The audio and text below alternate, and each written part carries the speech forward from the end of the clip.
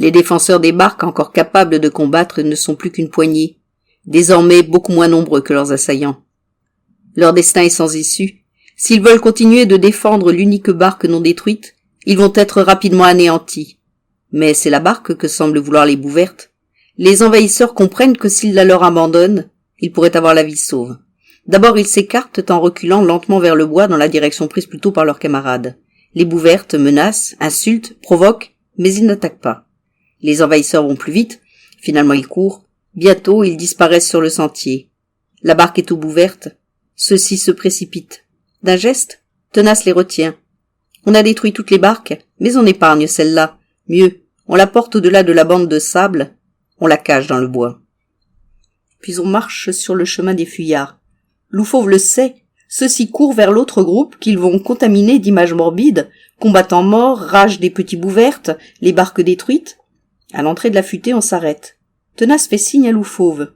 Celui-ci s'assied, dresse le museau vers le ciel et pousse le long hurlement d'appel des loups. Presque aussitôt, dans le lointain, on lui répond. Un autre loup? L'imitation est à ce point parfaite que Loufauve et les deux pieds qui l'entourent pourraient s'y tromper. L'ennemi s'y trompera. Le cri de chasse. Les bouvertes près de la clairière sont avertis. Ils ne laisseront plus passer personne. Les envahisseurs sont pris au piège. S'ils sortent du chemin, tôt ou tard, ils s'enfoncent dans la vase. S'ils veulent forcer le passage d'un côté ou de l'autre, ils ne peuvent le faire qu'un par un, et celui qui s'élance n'a pas fait 3 pas que 10, 20, 50 branches de mort venues de nulle part pleuvent sur lui. La vase se révèle l'ami et l'allié des défenseurs. Non seulement, à de certains indices appris d'expérience s'ils savent reconnaître les endroits les moins meubles, mais surtout, beaucoup plus légers que leurs ennemis, ils courent avec aisance quand ceux-ci ne peuvent plus avancer qu'avec une peine extrême. Les bouvertes, se faufilant sur leur chemin de vase, invisibles dans la futaie, détruisent avec patience et méthode, les uns après les autres, ces géants alourdis, enlisés, incapables de combattre. Quand la nuit tombe, presque tous les envahisseurs sont hors de combat. Les survivants pourront-ils profiter de l'obscurité pour s'enfuir du côté du fleuve? Ce serait pour eux au plus un répit, la fuite par le fleuve interdite. Ils sont au piège de l'île. Ce répit, ils ne le connaîtront pas. L'obscurité pourrait déjouer l'attention des bouvertes, mais c'est sans compter sur la présence de loups fauves. Dès qu'un envahisseur entre en terrain découvert, l'ombre du loup se faufile sur sa trace et sitôt à portée lui saute à la nuque. Le bruit de la lutte avertit Tenace et les siens qui accourent. En quelques instants, fatigués par une journée de violents efforts, tétanisés par la surprise et la douleur, déséquilibrés par le poids de l'animal, le géant se trouve massacré. La lune se lève. Pour les bouvertes, la chasse devient plus facile.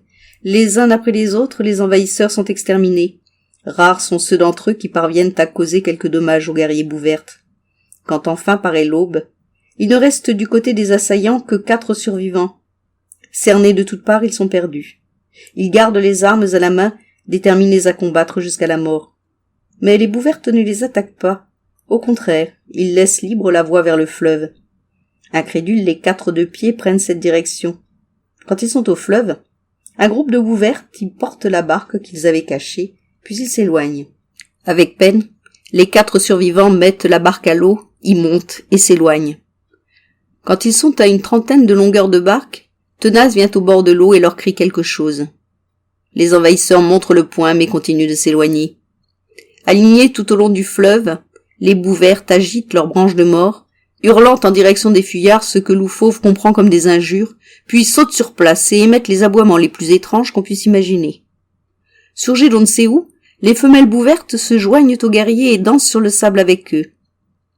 La voix est arrivée avec les femelles, mais elle ne danse pas avec les guerriers. Elle cherche du regard. Loufauve la rejoint et timidement lui fait fête. La voix répond à son salut, mais de manière hâtive. Inquiète, elle continue de chercher du regard. Loufauve l'entraîne. Tenace et Xa, eux non plus, ne dansent pas sur le sable et sont un peu à l'écart. Bientôt, guidée par Loufauve, la voix les découvre. Xa se tient debout, l'air inquiet. À ses pieds, Tenace, assis, la poitrine pliée sur les genoux, comme Loufauve l'a vu souvent. La voix court vers Tenace et lui crie quelque chose.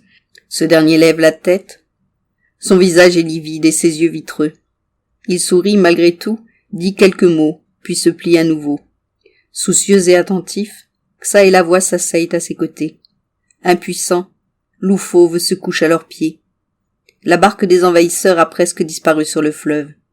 Les guerriers victorieux et leurs femelles continuent de danser sur le sable. Tenace lève la tête à nouveau et, se forçant, articule quelques mots. Loup-Fauve ne comprend pas les mots, mais il comprend ce que veut Tenace. Préparer la barque avec laquelle ils sont venus. Sitôt qu'il cessera de souffrir, Tenace veut prendre la piste des fugitifs sur le fleuve. La nuit est tombée. Les bouvertes ont allumé de nombreux feux. Ils y font rôtir des nourritures que les femelles et leurs petits ont apportées avec eux. Tous boivent longuement à des poches de peau. On tend l'une des poches à la voix Yagsa, mais ces derniers ne boivent pas. Tenace, toujours prostré, lève la tête, tend la main, lui veut boire. Il boit quelques gorgées avant de reprendre sa position prostrée. Les bouvertes courent et dansent autour du feu, criant, hurlant. Ils ont rassemblé devant les feux les dépouilles de leurs guerriers morts. Devant ces dépouilles, des femelles geignent, se lacérant jusqu'au sang le visage et la poitrine. Alors des guerriers surviennent, luttent avec elles, et les ayant renversées sur le sol, ils étouffent leurs plaintes avec leur propre gueule. Les couples ainsi noués roulent sur le sable, puis les partenaires se relèvent et dansent avec fureur autour des feux et des dépouilles. Le jour va se lever. Tenace s'est allongé. Il respire doucement. Loup-Fauve sait que son ami ne souffre plus, la crise est achevée. Près des feux qui s'éteignent, les bouvertes ont cessé de danser, vaincus par la fatigue et pris par le sommeil. Xa fait signe à Loup-Fauve et à la voix. Il veut aller à la barque. Surgissent aussitôt 20 guerriers bouvertes, branches de mort levées, menaçantes. Loup-Fauve gronde, prêt à l'attaque. Tenace complètement éveillé, et qui semble avoir repris partie de ses forces, le retient. Il parle aux bouvertes, sans montrer comme à son ordinaire aucune émotion. Les bouvertes hésitent. Finalement la voix, Tenace et Xa, cernés par les bouvertes, prennent la direction de la première clairière. Loup-Fauve emboîte le pas de la petite troupe.